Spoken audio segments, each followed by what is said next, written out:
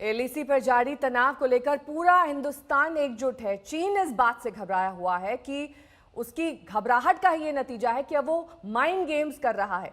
चीन ने विवादित इलाकों में लाउडस्पीकर लगाए। आखिर चीनी फौज का लाउडस्पीकर लगाने के पीछे क्या मकसद है, देखिए इस रिपोर्ट में। हमारी सेना के वीर जवान सीमा पर डटे हुए हैं।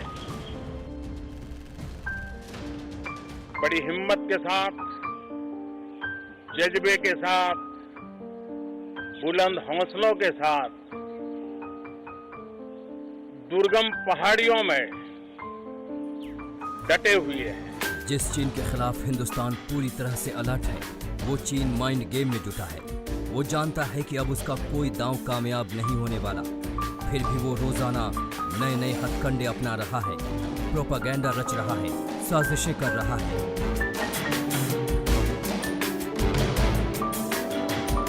अब उस चीन की नई चाल सुनिए। चीनी फौज ने एलएसी पर लाउडस्पीकर लगाए हैं। जी हां, रणभूमि में खड़ी रेड आर्मी ने लाउडस्पीकर लगवाकर नया दांव चला है। उन लाउडस्पीकर पर बजाए जा रहे हैं पंजाबी गाने।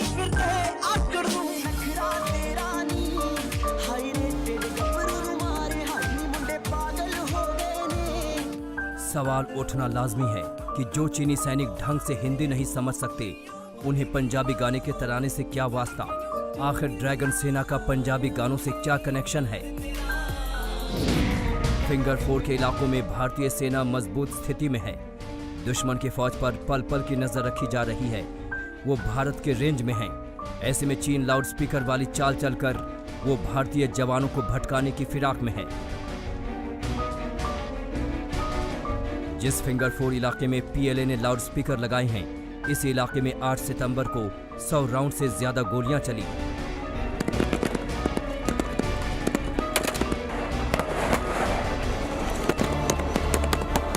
बीते 20 दिनों में चीन 3 बार गोलीबारी कर चुका है। पहली बार 29 से 31 अगस्त के बीच पैंगोंग झील के दक्षिणी छोर पर, दूसरी बार 7 सितंबर को मुखपरी हाइट्स इलाके में और तीसरी बार 8 सितंबर को पैंगोंग झील के उत्तरी छोर पर।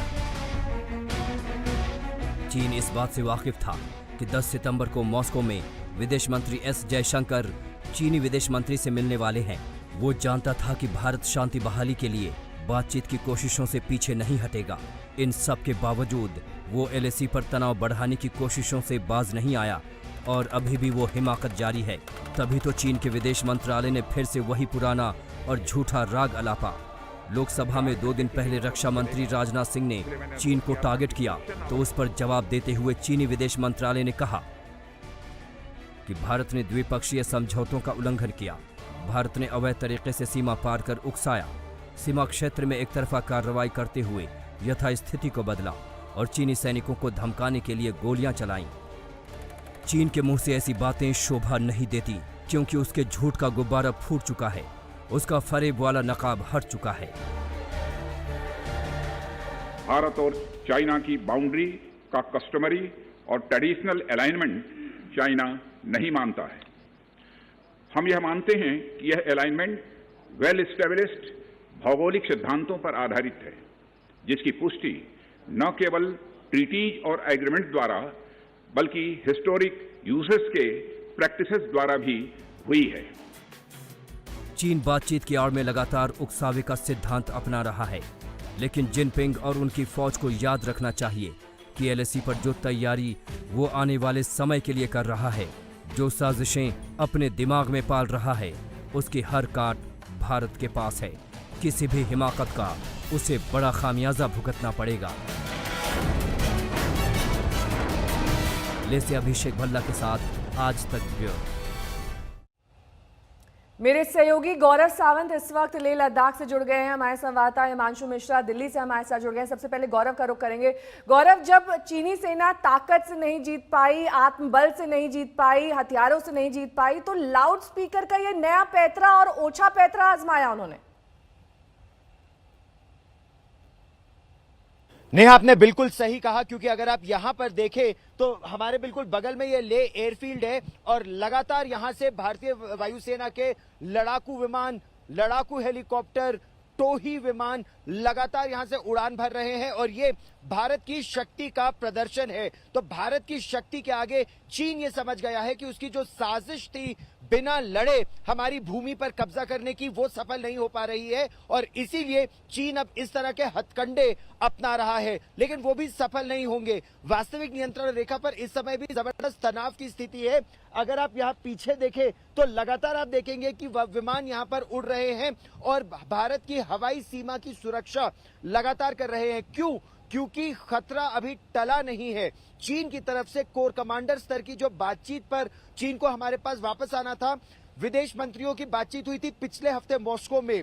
सोमवार और मंगल उम्मीद थी कि भारत और चीन के कोर कमांडर्स बातचीत करेंगे, लेकिन अभी तक चीन इस पर वापस नहीं आया है और संभवतः ये यही दिखाता है कि चीन बातचीत नहीं करना चाहता। उनकी सरकार तो करना चाहती है लेकिन उनकी सेना इसके पक्ष में नहीं है। नेहा। हिमांशु हमारे संवाददाता हमारे साथ जुड़े हुए। हिमांशु, रक्षा मंत्री राजनाथ सिंह का बयान कल होना था लेकिन आज 12 बजे ये होगा। इसके बाद जो विपक्ष की ओर से प्रश्न किए जाएंगे उनका जवाब देना संभव होगा या फिर हम ये माने कि जैसे कि पिछली बार वॉकआउट हो गया था, उसके बाद प्रदर्शन किया था विपक्ष ने, वो संतुष्ट नहीं हुए थे बयान से?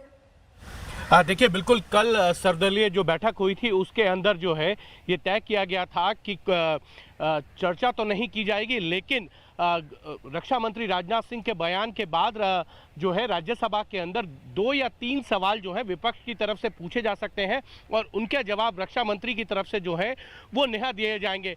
ये तय हुआ है कि भारत जो है एक सुर में जो है वो चीन के खिलाफ नजर आएगा और संसद से एक आवाज जाएगी। इसको लेकर विपक्ष ने जो है वो हामी भर दिया और इसीलिए सभी रणनीति के तहत ये तय हो गया है कि भारत की तरफ से चीन को जो है कड़ा संदेश दिया जाएगा आज भी संसद के राज्यसभा से। और इसलिए ये विपक्ष की मांग थी कि इस पर चर्चा की जाए, लेकिन सरकार ने ये कहते हुए विपक्ष की मांग को नकार दिया। उन्होंने कहा कि कुछ ऐसे मुद्दे हैं जो राष्ट्रीय सुरक्षा से जुड़े हैं और उन पर चर्चा जो है पब्लिक डोमेन में नहीं की जा सकती है। तो ये एक बड़ी चीज है कि विपक्ष ने भी जो है सरकार के साथ आकर ये कहा है कि अगर 1-2 सवाल पूछे जाएं और उसके जवाब तो दिए जा सकते हैं, लेकिन संपूर्ण चर्चा जो है वो हाउस में नहीं हो सकती है। उसके लिए कुछ आपको संयम रखना होगा। आप दोनों का बहुत बहुत शुक्रिया तमाम जानकारी के लिए, हमारे साथ जुड़ने के लिए। नमस्कार, मैं हूं अंजना ओम कश्यप। हमें उम्मीद है ये वीडियो आपको पसंद आया होगा। लेटेस्ट खबरों के लिए यूं ही देखते रहिए आज तक और इस वीडियो के पसंद आने पर लाइक, शेयर एंड सब्सक्राइब करना ना भूलें।